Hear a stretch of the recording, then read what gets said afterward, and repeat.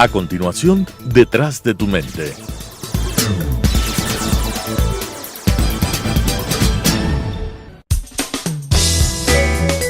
Clasificación A.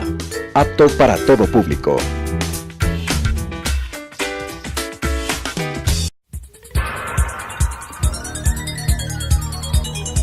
Las opiniones vertidas en este espacio por la producción y dirección del programa son de exclusiva responsabilidad de sus autores y de quienes intervienen en ellos.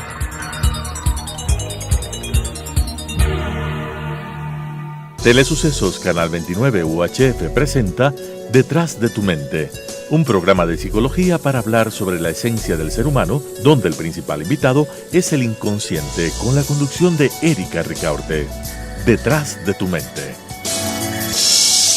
¿Te has preguntado qué hay detrás de tu mente? ¿Te has preguntado por qué estás en la situación en la que estás? ¿Por qué tomas las decisiones que tomas? Hoy estamos aquí en un nuevo programa en Detrás de tu mente. Yo soy Erika Ricaurte. Aquí tengo un invitado muy especial, el doctor Armando Camino. Bienvenido, gracias por estar aquí. Él es médico psiquiatra, es vicepresidente de la Asociación de Psiquiatría Biológica y realmente venimos con un tema bastante importante que ha causado mucho efecto últimamente en nuestra sociedad, todo el tema de la violencia de género, pero sobre todo específicamente en un tema muy importante que es el tema de violación. Entonces el día de hoy vamos a hablar un poquito desde la psiquiatría y desde la psicología qué es lo que está pasando, qué hay detrás de la mente de un violador, qué hay detrás de la mente de una víctima que ha sufrido casos de violación, ya que dentro de nuestro país las cifras son bastante alarmantes, Armando. Entonces muchísimas gracias por estar aquí. Armando, para empezar, ¿qué piensas tú que hay detrás de la mente de un violador? A ver, creo que hay varios antecedentes importantes que deberemos analizar, no solamente tomar en cuenta a un individuo solo por el hecho actual. Sabemos que todos los seres humanos, tanto hombres como mujeres, tenemos elementos nosotros de herencia genética y predisposición genética. Cuando todos nosotros nacemos con un temperamento, es la unión de papá y mamá, y los factores que vienen en la vida, que son los refuerzos negativos, lo que viene de día a día, nos van formando o nos van perjudicando en la estabilización de nuestro comportamiento. Y así hablamos del carácter. Carácter más temperamento nos da personalidad. Por eso, para analizar tanto a una persona, a un individuo, un paciente con comportamientos anómalos, tenemos que analizarlo desde el contexto, inclusive desde el momento de la gestación. Entonces, tenemos que ver todo este contexto. Hablamos también de la condición social o socioambiental en la que vivimos ahora. Todos los factores socioambientales que vivimos ahora nos generan como factores de despierte o de gatillo para que se aparezcan las conductas psicopatológicas que las que nosotros estamos hablando de día a día.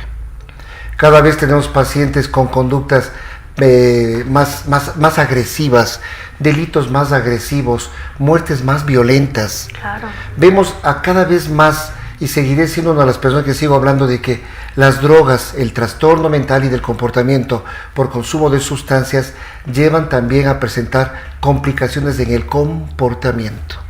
Y esto me atrevo a decir, trabajé más de 15 años manejando la unidad psiquiátrica penitenciaria.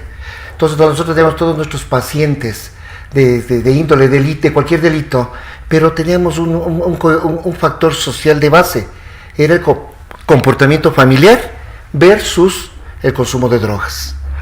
Entonces vemos que el consumo de drogas más el comportamiento anómalo es el gatillo para ese temperamento que veníamos heredando de papá y mamá. Entonces no echemos la culpa solamente a un hecho aislado. Nosotros analicemos todo el comportamiento que es el total del individuo, bio, psicosocial y espiritual. Si no manejamos ese término, nosotros no podemos hacer nada, ni la intervención podría ser holística, ¿no? En todo aspecto.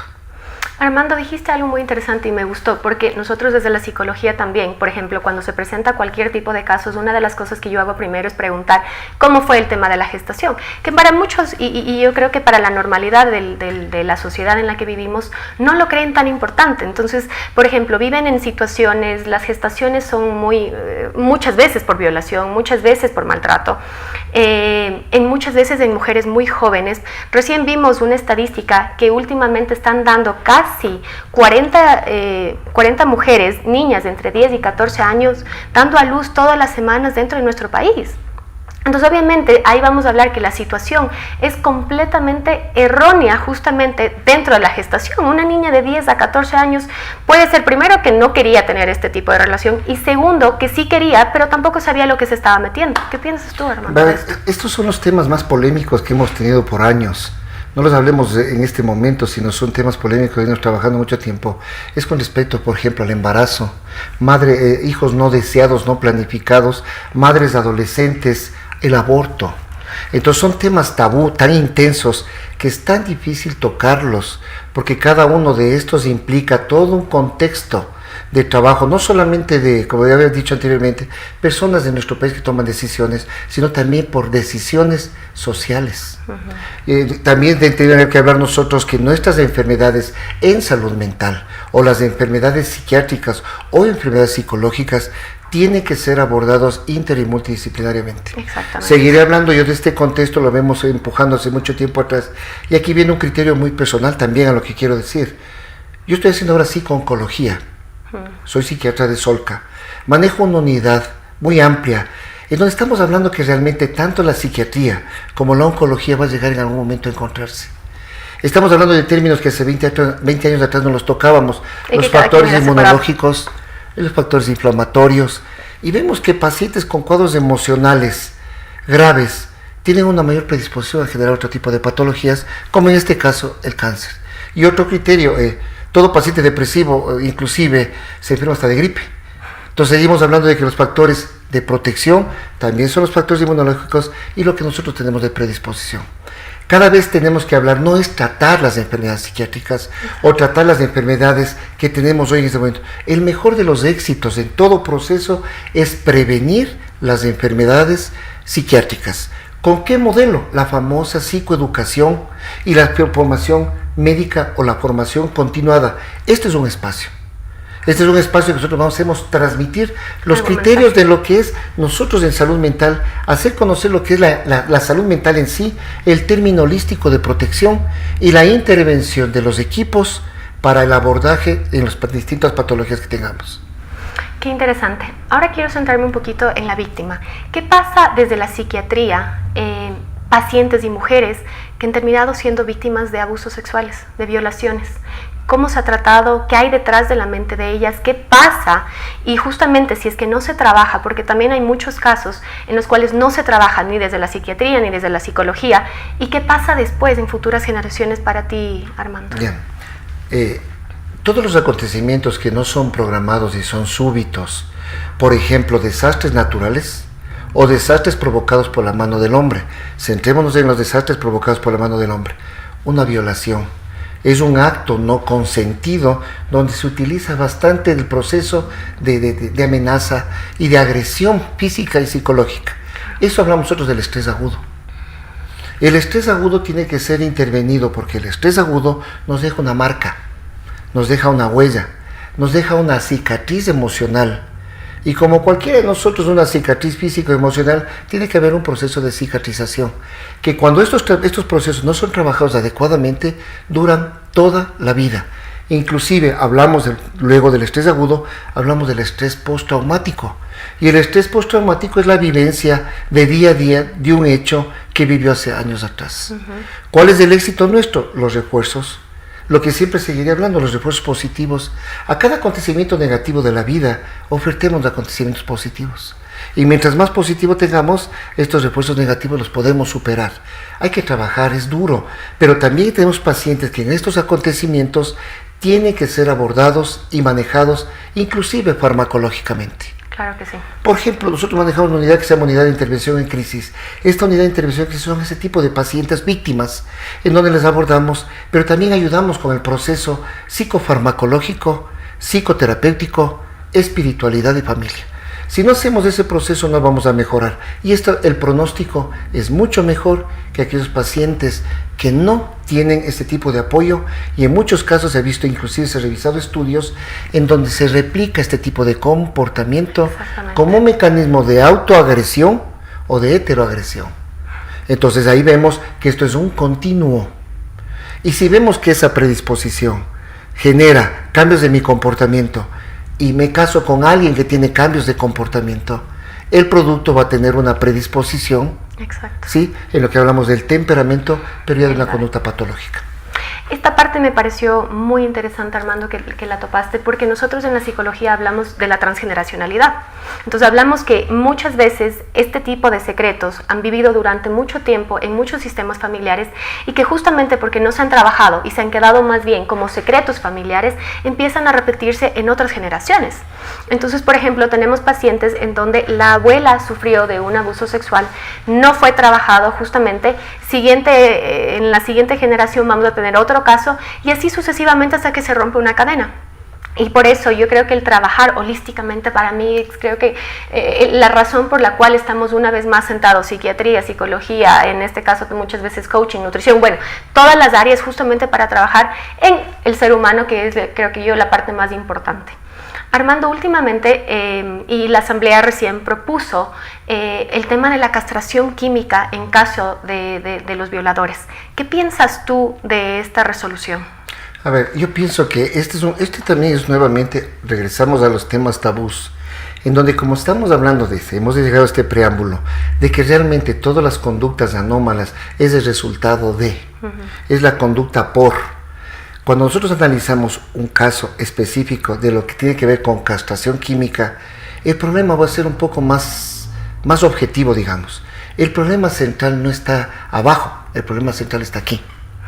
Cuando nosotros hablamos de que el problema de comportamiento, si hablamos las nuevas teorías, tiene que ver con los estratos diencefálicos cerebrales, tenemos que hablar con los neurotransmisores, hablamos de factores inmunológicos, factores inflamatorios, estamos hablando de que este es un contexto biológico-químico, ¿sí? Ese contexto biológico-químico produce alteraciones psicopatológicas que llevan a los cambios de comportamiento. Una castración química llegaría a nosotros a hacer una acción directa en la parte del órgano sexual versus lo que deberíamos trabajar en la parte central. Otra de las condiciones, antes de llegar nosotros a una decisión de este tipo que es demasiadamente intensa, nosotros deberíamos ponernos a pensar que todo paciente debe ser valorado en todo el aspecto general. Por ejemplo, nosotros en los centros penitenciarios, hace unos 18 años, tratamos de hacer una investigación para encontrar los pacientes psicópatas, un perfil de rasgo de personalidad para encontrar las psicópatas. Nosotros tal vez la muestra, el trabajo, las condiciones fueron distintas, pero no encontramos el número que nosotros pensábamos haber encontrado de psicopatías. Entonces quiere decir que estas conductas también pueden ser el resultado de consumo de drogas, cambios de comportamiento familiar, ¿sí? Cambios de conducta inclusive de la pareja o de la otra persona. Entonces eso no puede influir a una castración. Yo siempre seguiré diciendo, ¿cuántos violadores o cuántas personas que han agredido sexualmente a mujeres o a hombres están en las cárceles? ¿Y cuántas de esas personas que están por X causa, hablemos de un abuso de alcohol, abuso de drogas, llevan a cambios reales de comportamiento y están arrestados? Entonces uno se pone a pensar, ¿y cuántos de esos también, por condiciones legales, por amenaza, por represalia, han sido como juzgados como violadores y tendrían que entrar a un proceso de castración química? Pienso que este proceso de la castración química, por términos muy generales, tiene que ser orientada primero con un buen diagnóstico, analizado este proceso por un buen equipo inter y multidisciplinario desde el punto de vista legal, desde el punto de vista social, desde el punto de vista psicológico, desde el punto de vista clínico-médico, desde el punto de vista familiar, espiritual. Con todos esos contextos nosotros podríamos tratar de sacar una conclusión que si este tipo de sentencia justificaría el tipo de comportamiento. Creo que es bastante complicado, ya que yo creo que dentro de la sociedad todavía no estamos preparados todavía. Yo creo que, por ejemplo, pasa alguno de este tipo, pasa un caso, toda la sociedad salta, pero en realidad tú dijiste una palabra muy interesante que es la psicoeducación. Y yo creo que esa es la parte que nos está faltando muchísimo. Todavía tenemos sistemas familiares en donde se tapa mucho, es decir, tomando en cuenta que muchas veces los casos de violación se da por gente o por personas muy cercanos a las víctimas, ¿sí? En pocos casos o en disminuidos casos, los agresores son personas distantes o lejanas a las víctimas. Entonces, ¿qué pasa dentro de los sistemas familiares? Tapamos. y hacemos como un tabú, entonces nadie omite. Es más, yo trabajé algunos años en el tema de adicciones, y muchos de los casos que se daban en los chicos de abusadores y que habían sido abusados eran por familiares muy cercanos, por gente que estaba muy directamente relacionada con ellas. ¿Y qué pasaba? Simplemente omitíamos. Simplemente era preferible no hablar del tema. ¿Por qué? Porque obviamente iba a entrar en un juzgamiento del tema social. Vivían en lugares, en ciudades todavía muy pequeñas, y por lo tanto toda la sociedad se iba a enterar, y peor esta situación. ¿Qué pasa en nuestra niñez? Para ti, Armando, ¿qué está pasando o qué crees tú que podría pasar en casos de niños que han sufrido abusos desde muy chiquitos, violaciones desde muy chiquitos, y que obviamente todavía nosotros como sociedad muchas veces no tenemos la contención emocional para poder darles a estos chicos? Nosotros manejamos procesos dentro de lo que tiene que ver en estos últimos años, de que muchas patologías, muchos comportamientos tienen que ver por modelaje o grupo de pares. Cuando hablamos de todo esto, depende del nivel donde yo me estoy desarrollando, donde me estoy criando, donde me estoy educando. La falta o carencia afectiva. Hemos realizado no solamente para estas conductas anómalas que ha sido transgeneracional, sino simplemente yo lo llamo autosómico dominante, autosómico recesivo. Quiere decir que puedo heredar o puede saltar mi generación y caer en la otra. Pero esta predisposición es la que me lleva a que en algún momento, en un ambiente tóxico de mi familia, pueda aprenderme esta patología y estar ahí, lo que nosotros hablamos de comportamiento. Y lo que nosotros hablamos en salud mental, los trastornos de personalidad. Nosotros con los trastornos de personalidad podemos hacer una predicción de que esta conducta puede ser a futuro de tal característica. Por poner un ejemplo en este momento, los TDAH, hiperactivos con déficit atencional, tenemos que manejarles con buenas normas, conducta, para que ellos a futuro no se metan en problemas que es parte de su conducta propia y fisiológica para el niño.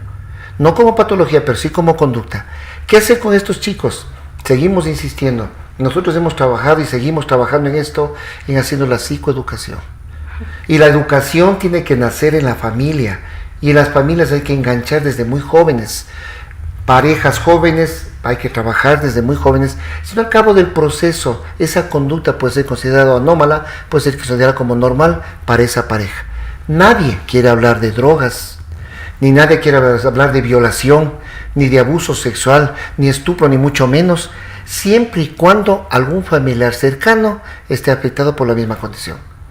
Entonces, no existen, por ejemplo, ahora tenemos una altísima incidencia de suicidios, no existen todavía documentados suicidios, hay un sesgo muy amplio en la información, porque nadie habla de suicidio. Se murió de paro cardiorrespiratorio, se murió en un accidente de tránsito, se murió porque se cayó del cuarto piso accidentalmente.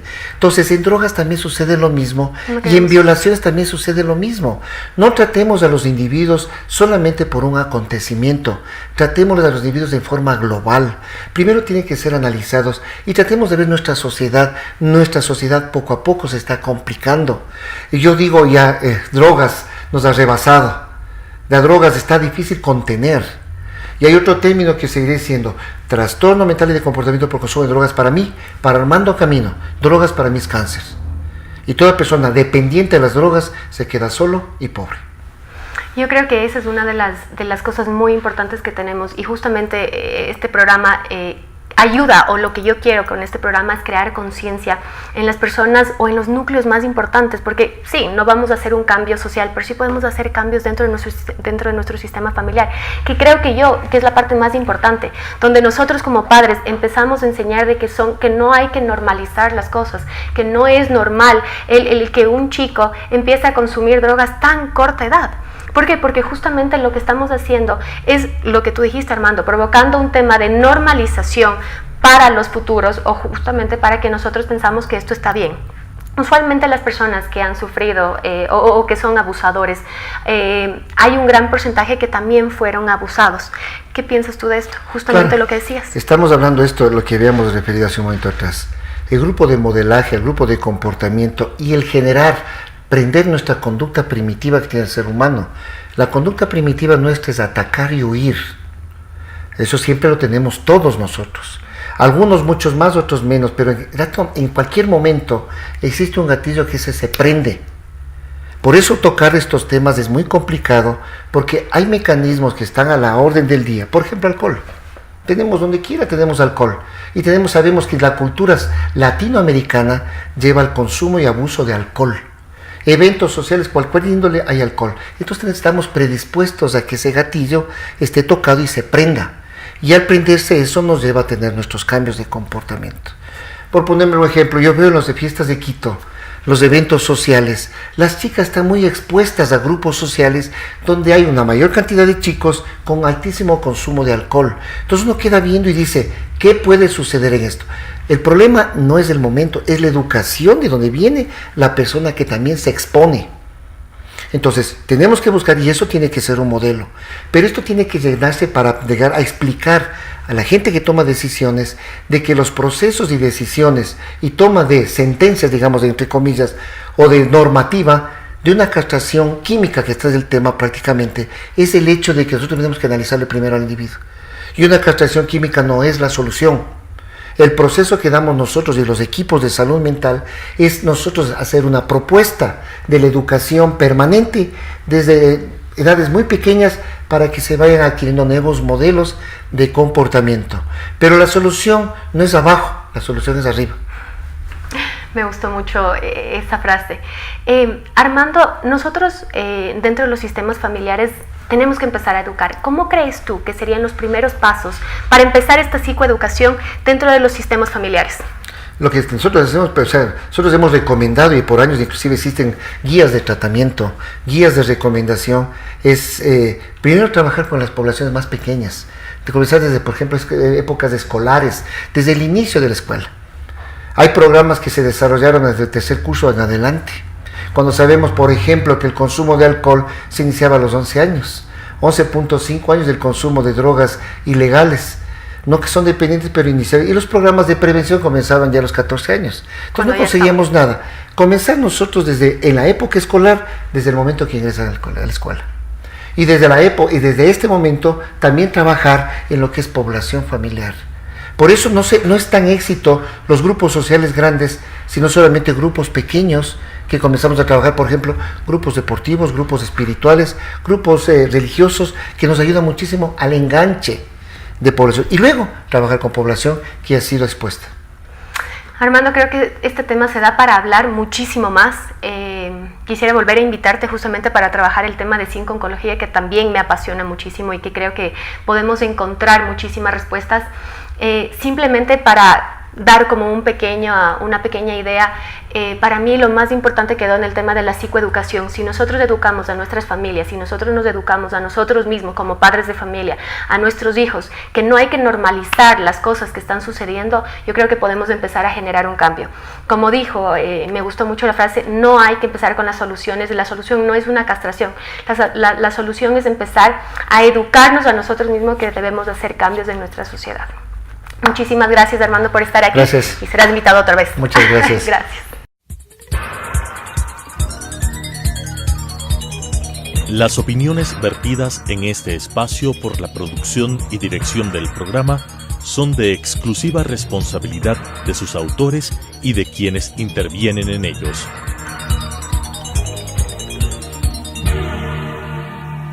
Telesucesos Canal 29 UHF presentó Detrás de tu mente, un programa de psicología para hablar sobre la esencia del ser humano, donde el principal invitado es el inconsciente, con la conducción de Erika Ricaurte. Detrás de tu mente.